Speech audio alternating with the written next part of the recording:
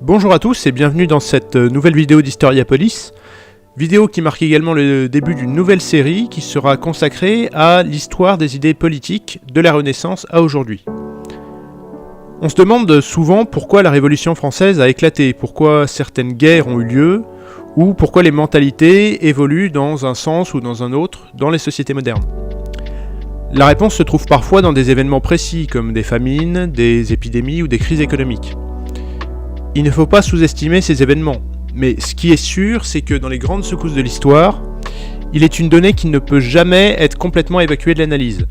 C'est celle des idées qui ont cours dans une société à un moment donné, des oppositions et des valeurs qui vont faire qu'à un instant T, le peuple, les élites, parfois les classes moyennes, vont se retrouver embarqués dans un vaste mouvement, une vague historique.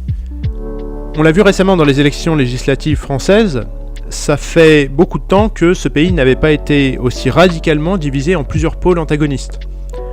La force des convictions qui mobilise les électeurs et les militants des différents partis est liée aux caractéristiques du contexte actuel, certes, mais les grandes traditions politiques qui structurent chaque pôle idéologique remontent, en réalité, à des périodes assez reculées de l'histoire. Alors, on ne va pas remonter jusqu'à l'Antiquité. Il y a trop de temps et de grandes ruptures qui nous séparent de ces époques anciennes. Mais pour comprendre la configuration des idées politiques qui caractérisent au moins les sociétés occidentales, on peut sans trop de problèmes remonter jusqu'à la Renaissance, période qui signe le début de ce qu'on appelle la modernité.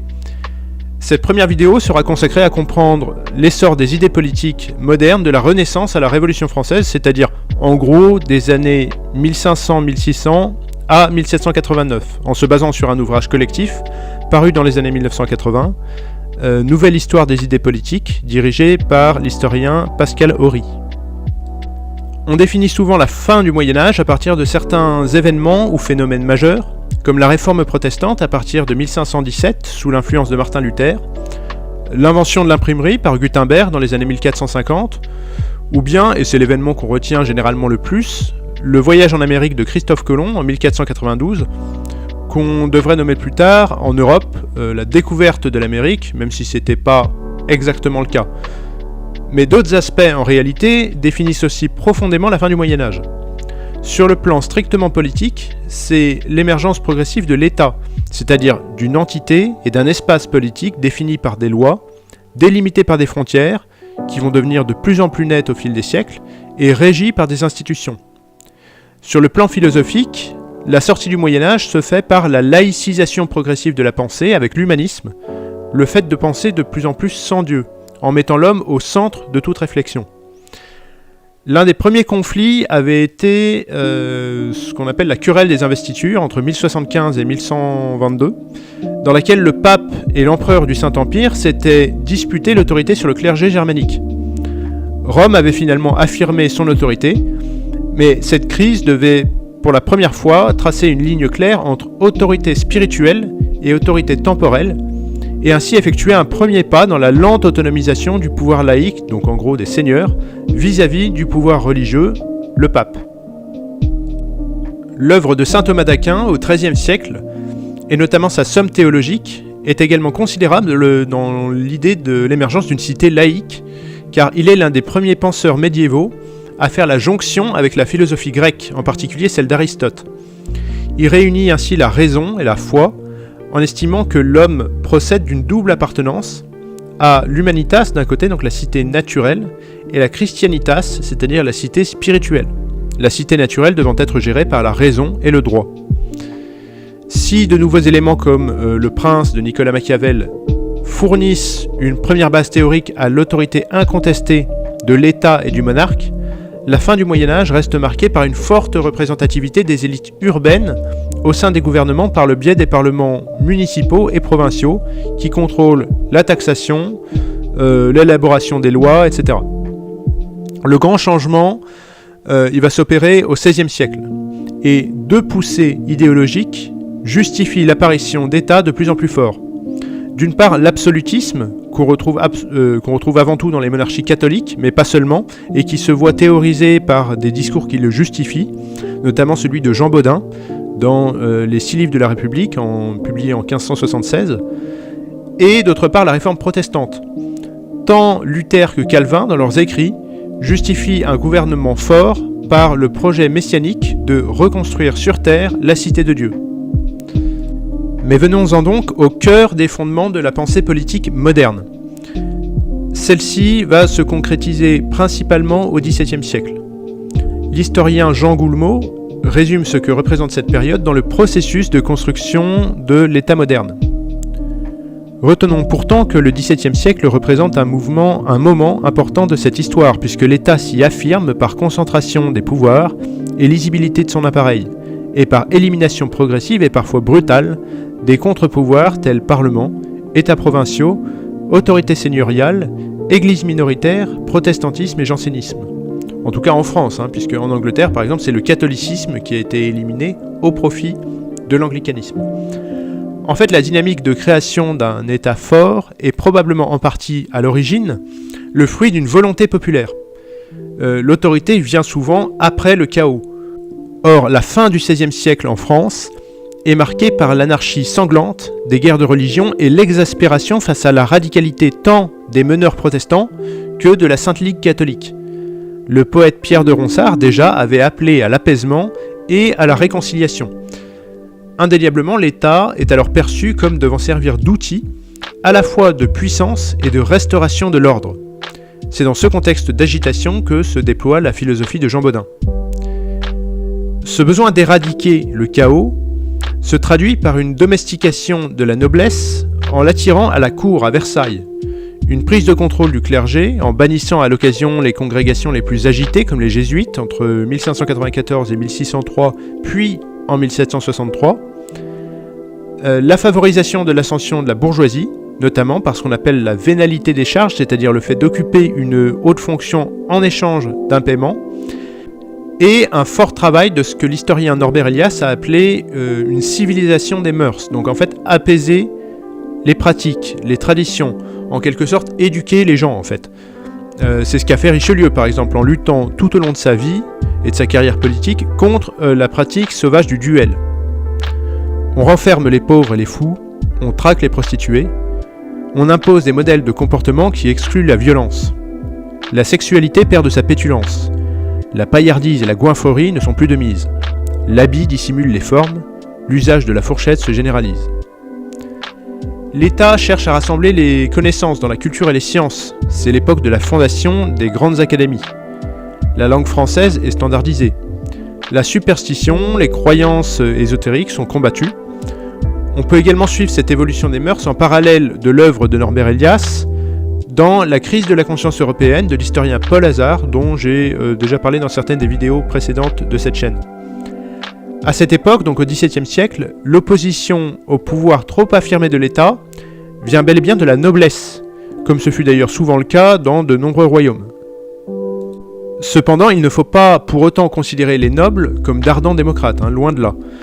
Les Lumières n'ont pas encore émergé. L'opposition de la noblesse à l'État absolu est en fait assez égoïste, et leur conception de la liberté et du parlementarisme est très aristocratique. C'est en fait en tant que nobles, comme de bonne position, que les aristocrates défendent l'idée d'une monarchie tempérée. À l'image de Montesquieu, ils s'estiment descendants des hommes libres, littéralement l'étymologie du mot franc. Il y a une chose dont il ne faut pas sous-estimer la puissante influence dans le débat d'idées au XVIIe siècle, y compris en France, ce sont les événements politiques anglais, en l'occurrence la guerre civile anglaise et la révolution anglaise entre les années 1640 et 1680, thème que j'ai développé plus en profondeur dans la précédente série sur l'histoire de l'Angleterre, dont le lien s'affiche en haut à droite de votre écran. En France, notamment durant la Fronde, autour de 1650, la peur est toujours présente de voir les tensions basculer dans un scénario à la Cromwell, c'est-à-dire allant jusqu'à l'exécution du roi, comme c'est le cas en 1649 avec Charles Ier en Angleterre. L'intensification de la monarchie absolue après la Fronde en France est significative. Par ailleurs, l'influence anglaise se fait sentir sur le plan intellectuel. Thomas Hobbes, avec son Léviathan en 1651, suscite l'intérêt des absolutistes. De son côté, John Locke a les faveurs des parlementaristes. Pour les tenants d'une monarchie tempérée, d'un État au pouvoir limité par les corps intermédiaires ou l'existence d'un contrat de délégation de la souveraineté qu'on peut suspendre légitimement, Hobbes apparaît comme le symbole même des errements de l'esprit et le théoricien de la puissance arbitraire et de l'aliénation totale de l'individu par le politique. A l'inverse, John Locke est leur référence déclarée ou implicite quand il s'agit de montrer les limites du pouvoir et son devoir d'assurer la protection des biens et de la vie et de préserver la liberté de ceux qui lui sont soumis. Il n'est pas de tenant de la théorie contractuelle du pouvoir dans le débat qui agite les dernières années du XVIIe siècle, qui ne renvoie à Locke et aux événements de la deuxième révolution d'Angleterre. En réalité, Hobbes fait même preuve d'un radicalisme absolutiste au point de dénier aux individus le droit personnel de juger de ce qui est bien et mal, que même l'absolutisme de Louis XIV n'atteindra jamais. Si Hobbes trouve de nombreux ennemis au sein de l'Église, notamment chez les jésuites, il compte des soutiens tant chez les penseurs libertins que, de manière plus surprenante, chez certains protestants, tout du moins jusqu'à la révocation de l'édit de Nantes en 1685. Les libertins, ce qu'on appelle les libertins au XVIIe siècle, sont mus par une crainte et un mépris non dissimulé de ce qu'ils considèrent comme la populace, surtout après la Fronde. Les protestants, quant à eux, préfèrent encore l'autorité absolue du roi au chaos et à l'anarchie qui, en bien des aspects, avaient mené un siècle auparavant à la nuit de la Saint-Barthélemy et au pouvoir des ligues et des factions radicales. En face du cynique et machiavélique Thomas Hobbes, se dresse l'absolutisme de Jacques-Bénigne Bossuet. Si celui de Hobbes est ouvertement dédaigneux quant à la morale et tient la volonté du roi comme un absolu non questionnable, celui de Bossuet met au centre de sa réflexion l'amour de Dieu et le respect scrupuleux par le monarque des lois divines. Mais entendons ce que Bossuet veut ici dire. Le gouvernement absolu n'est pas le gouvernement arbitraire ou tyrannique qui n'a pour but que le caprice ou l'intérêt personnel et qui substitue aux lois la volonté changeante du tyran. C'est dire que le tyran n'est pas au-dessus des lois mais qu'il leur est soumis. On n'est plus dans la problématique d'un Hobbes ou même des libertins que le mépris du peuple conduisait à l'adoration forcenée des rois. Bossuet conteste l'existence même de l'état de nature, l'homme ayant été créé par Dieu comme directement membre de la famille humaine.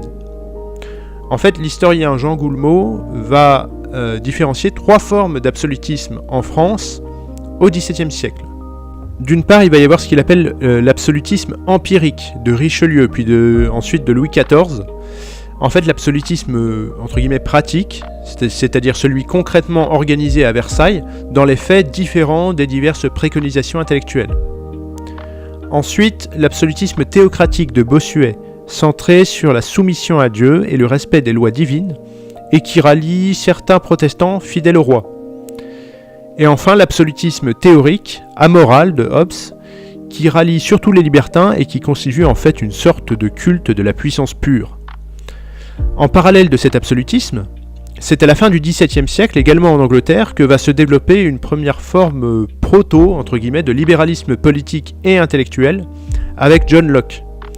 En 1690, Locke publie le Traité du gouvernement civil, qui est une réponse quasi explicite au Léviathan, paru presque 40 ans avant. Une différence fondamentale entre Hobbes et Locke est que Hobbes considère que l'homme, à l'état de nature, est fondamentalement mauvais, tandis que Locke, comme beaucoup de philosophes contractualistes et libéraux, le considère comme intrinsèquement bon. Ainsi peut-il se passer au moins momentanément de l'autorité absolue et pacificatrice d'un souverain. L'apparition de l'État répond alors davantage à un besoin d'efficacité et d'encadrement de la prospérité économique qu'à un besoin de protéger du chaos. Le bouillonnement provoqué par les écrits de Locke a indéniablement joué sur des esprits comme celui de Fénelon ou du chevalier Ramsay, considéré comme l'un des pères fondateurs de la franc-maçonnerie moderne. François Fénelon, de son côté, représente en fait une sorte de voie intermédiaire entre Bossuet et Locke. En dépit de sa modération, les opposants à l'absolutisme se référeront massivement à ses écrits, notamment les Aventures de Télémaque, publiées en 1699. Comme je l'ai dit précédemment, il ne faut pas négliger l'importance des événements anglais sur la pensée française du XVIIe siècle. La seconde révolution anglaise, en 1688, va inspirer de très nombreux commentaires et une évolution dans le rapport à la monarchie en France. En particulier, le débat est très vif parmi les exilés de ce qu'on appelle le refuge, c'est-à-dire la diaspora protestante française des différents pays d'Europe du Nord, réfugiés à cause des persécutions anti-protestantes, donc notamment les Huguenots. Il y a deux grandes figures parmi donc le refuge, parmi ces réfugiés protestants. Pierre Jurieu, qui se montre le plus virulent de tous et soutient les thèses de la rébellion légitime contre le tyran. De plus en plus ouvertement, ce n'est pas seulement le despotisme qui est attaqué, mais l'idée même que le roi tire son autorité de Dieu, donc sa légitimité en soi. Et Pierre Bel, qui se montre beaucoup plus soucieux du respect de l'autorité du roi, ce qui l'amène à se faire de nombreux ennemis parmi les exilés dont il fait pourtant partie. En parallèle de tout cela, la fin du XVIIe siècle va proposer l'émergence d'un nouveau genre politico-littéraire, celui des utopies, qui ont eu un grand succès au début de la période des Lumières. Ces écrits utopiques permettent souvent de comprendre quelle conception de l'homme, de la société et de l'histoire ils mettent en exergue. Progressivement, l'utopie, qu'elle soit déclinée dans le théâtre, le roman, le conte philosophique ou autre, devient une spécialité française jusqu'à l'apogée de la veille de la Révolution. L'émergence de l'utopie comme exercice intellectuel du XVIIIe siècle apporte trois nouveautés dans la manière de penser. Premièrement, ce qu'on pourrait appeler une forme de téléologie du progrès, c'est-à-dire que l'idée, peu à peu, émerge que les sociétés sont vouées à tendre vers un but précis. Deuxièmement, le rêve d'une société sans histoire. Puisque l'histoire et ses passions sont la source de tous les malheurs, autant rêver d'un monde où tout doit au maximum être pensé pour être ahistorique. Enfin, l'idée d'une extériorité critique, par l'invention de peuples non terrestres, comme dans Microméga de Voltaire en 1752, ou l'idéalisation de peuples étrangers au regard toujours sévère sur l'Occident, comme dans les Lettres persanes de Montesquieu de 1721, émerge une première tentative de se désubjectiver dans la perception des Européens par eux-mêmes. C'est aussi une manière de mieux faire accepter la critique, en l'imaginant comme provenant d'une source extérieure, objective et éclairée. Par ailleurs, Goulmot rappelle à quel point les utopies des XVIIe et XVIIIe siècles sont en réalité loin, très loin du fantasme des mondes idéaux et démocratiques, égalitaires que l'on imagine aujourd'hui. Que ce soit chez Sade, Thomas More ou encore d'autres, les sociétés utopiques sont toujours décrites en réalité comme des lieux au pouvoir despotique et au très fort contrôle social. On l'a déjà vu avec la Renaissance et l'humanisme, la modernité se caractérise par la laïcisation des valeurs et de la morale. Le monde ne se pense plus directement englobé dans une totalité religieuse, et ce que les Lumières ajoutent à cela, c'est une intensification de la promotion de l'individu. Ainsi s'explique très bien que le XVIIIe siècle, intellectuellement, consacre la préoccupation de la recherche du bonheur. Tout ça va mener à l'élaboration, au cours du XVIIIe siècle, de l'idée de despotisme éclairé. En fait, il faut commencer d'emblée par une rectification, parce qu'on ne parle pas au XVIIIe siècle de despotisme éclairé. Le terme despote étant à l'époque déjà mal connoté, et plutôt associé aux souverains orientaux. L'appellation d'époque serait plutôt les rois philosophes. Les philosophes, comme on nomme les Lumières au XVIIIe siècle, exercent rapidement une influence considérable. Après le tassement des troubles anglais et français du milieu et de la fin du XVIIe siècle, plus personne ne conteste l'autorité des rois, et les philosophes acceptent largement, notamment parce qu'ils ont un pouvoir beaucoup plus important et direct de conseiller auprès des cours, l'idée d'une coupure nette entre les souverains et le peuple. En fait, il faudra attendre 1789 pour que les fractures se rouvrent sur ce point-là. Que les philosophes aient été guidés par la volonté de faire progresser le bien commun, c'est indéniable. D'ailleurs, leur préoccupation en pleine époque du despotisme éclairé, bien plus que la démocratie, qui, comme évoqué précédemment, n'est pas vraiment à l'ordre du jour intellectuel, c'est l'éducation et la pédagogie. Des penseurs comme Rousseau, Diderot, Condorcet l'ont bien montré par leurs écrits. Mais il ne faut pas occulter non plus la dimension intéressée, qui est au moins aussi importante dans leur démarche. Il s'agit pour la plupart d'entre eux de devenir de véritables hommes de cour, et, Jean Goulmot le rappelle, en parallèle de leurs appels à l'éducation du peuple, leur très forte répugnance pour celui-ci et leur réticence à le côtoyer est un héritage incontestable que les philosophes du XVIIIe siècle tiennent des libertins du XVIIe. À la fin du XVIIIe siècle émerge la physiocratie sous l'égide de François Quesnay, qui va à la fois entrer en concurrence et compléter les pensées des philosophes. Bien que foncièrement absolutiste, beaucoup plus encore que les Lumières, la physiocratie soutient le libéralisme sur son volet économique de manière extrêmement radicale. Donc ici on peut faire le lien avec l'idée défendue par le philosophe Jean-Claude Michéa dans son livre L'Empire du moindre mal, selon laquelle, même derrière la prétention d'une opposition, en fin de compte, le libéralisme social et culturel, donc celui des philosophes et des Lumières, et le libéralisme économique, celui des physiocrates, finissent nécessairement par se compléter. Mais on va se pencher maintenant plus précisément sur deux figures des Lumières qui vont s'avérer de véritables précurseurs idéologiques de la Révolution française. Il s'agit de Montesquieu et Rousseau. Le philosophe structuraliste Louis Althusser décrivait Charles de Montesquieu comme opposant de droite à la monarchie absolue. L'expression est sûrement un peu réductrice, mais pas complètement fausse à propos de celui qui devait publier De l'esprit des lois en 1748. On retient souvent de lui le principe de séparation des pouvoirs, base de la démocratie parlementaire. Cependant, Montesquieu, comme de nombreux autres penseurs des Lumières, est loin des standards actuels de notre conception démocratique. Il est largement monarchiste, et c'est un soutien fervent de l'alliance entre la noblesse terrienne et la bourgeoisie ascendante. La pensée de Montesquieu est essentielle quant à l'organisation sociale concrète et constitue une réflexion fascinante sur le pouvoir, à l'époque où les sociétés se modernisent.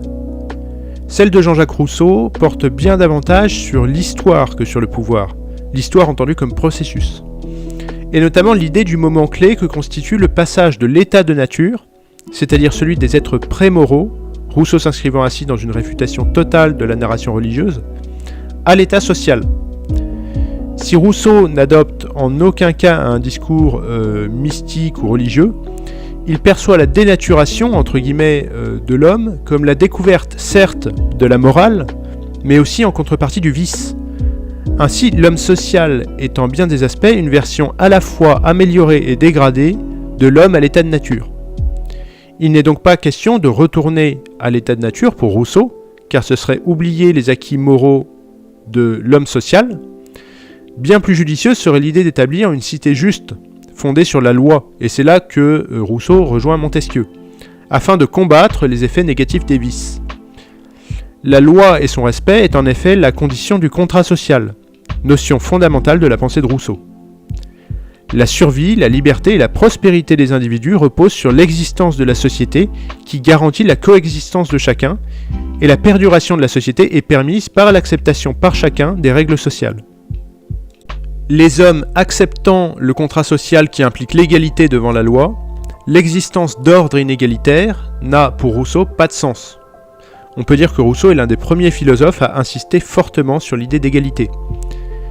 Avec la liberté, deux déferlements philosophiques révolutionnaires se mettent en place. La pensée de Rousseau est un grand bond dans la modernité, et rien ne la synthétise mieux que Du contrat social de 1762. Pourtant, elle n'est pas exempte, comme c'est le cas de beaucoup de pensées pré-révolutionnaires, de contradictions et d'idéalisme parfois un peu naïfs. Rousseau se méfie de tout mécanisme représentatif dans l'exercice de la souveraineté populaire. Du coup, tout en donnant sa préférence à la République comme meilleure forme de gouvernement, il la trouve mal adaptée aux grandes nations modernes. Son idéal est un peuple petit, aux mœurs pures et simples, pratiquant la démocratie directe et n'ayant à prendre que des décisions sur des problèmes simples, pour lesquels le choix entre le bien et le mal s'imposerait avec une quasi-évidence. Pensé et imaginé pour répondre aux problèmes d'une société dont les structures sociales et mentales étaient encore largement traditionnelles, mais dont de larges secteurs, notamment les élites, étaient entraînés par un mouvement accéléré de modernisation, le modèle rousseauiste réunit la promesse démocratique à la nostalgie d'une communauté simple et harmonieuse. Il promet ainsi une démocratie qui n'aurait pas à assumer les divisions et les conflits politiques et sociaux qui lui sont pourtant propres. Trois choses à noter à propos de Rousseau. Premièrement, comme beaucoup de philosophes de l'époque, il a tendance donc à idéaliser, voire à idolâtrer les modèles antiques de démocratie, notamment la Rome républicaine, ce qui renvoie à la querelle antérieure à Rousseau, dite des anciens et des modernes. Deuxièmement, son influence indéniablement calviniste genevoise, qu'on retrouve dans son admiration pour le modèle des cités-États républicaines et pour l'éducation des masses. Enfin, précisément, ce qu'on retrouve également chez de nombreuses Lumières, son vif intérêt pour la pédagogie, qu'on retrouve particulièrement dans Émile ou de l'éducation, de 1762 également. Les réflexions de Rousseau contiennent aussi, notamment dans ses écrits pédagogiques, une troisième idée constitutive de la modernité qui influencera plus précisément la Révolution, à travers le concept de tolérance, systématiquement promu par Rousseau et les Lumières en général, c'est l'idée de laïcité qui s'esquisse. Enfin, Rousseau, de par son intérêt pour les petites communautés et les divers services dans l'élaboration de constitutions qu'il a rendues, notamment en Corse et en Pologne, se fait le précurseur de l'idée de nation qui va faire florès au XIXe siècle, car le terme est omniprésent dans son œuvre. Rousseau et sa pensée ne doivent pas être vus pour autant comme un système trop structuré. Son influence, si considérable qu'elle fut, est aussi extrêmement dispersée. On pense souvent en premier lieu au jacobinisme révolutionnaire. Il est vrai qu'il a été influencé par le rousseauisme, notamment dans ses affirmations sur la volonté générale une et indivisible, la souveraineté du peuple et l'exaltation de la cité-patrie. Mais le culte jacobin de l'État fort éloigne radicalement cette école du penseur genevois. Robespierre admirait Rousseau, mais c'était aussi le cas de plusieurs Girondins. Les romantiques du XIXe siècle peuvent s'en réclamer. A contrario, au XXe siècle, Maurras fustige son individualisme radical. D'aucuns, au XXe siècle également, le perçoivent comme un précurseur du totalitarisme. Globalement, son héritage, à l'image de sa pensée, est en tout cas très ambivalent et à l'évidence toujours discuté. Alors, on va s'arrêter là pour cette vidéo, puisqu'on arrive maintenant au seuil de la Révolution française, qu'on traitera plus tard. Il faut donc retenir que les siècles précédant la Révolution voient l'émergence à la fois de modes de gouvernement nouveaux, comme l'absolutisme ou le despotisme éclairé, qui accompagnent l'émergence de l'État moderne, de courants idéologiques nouveaux, comme le libéralisme, et de concepts nouveaux, en tout cas dont la définition prend un sens nouveau, comme les idées de tolérance, de liberté, d'égalité ou de loi. L'évolution des idées politiques peut être mise en parallèle avec celle de la philosophie, parce qu'au XVIIe et au XVIIIe siècle, politique, littérature et philosophie sont intrinsèquement liées.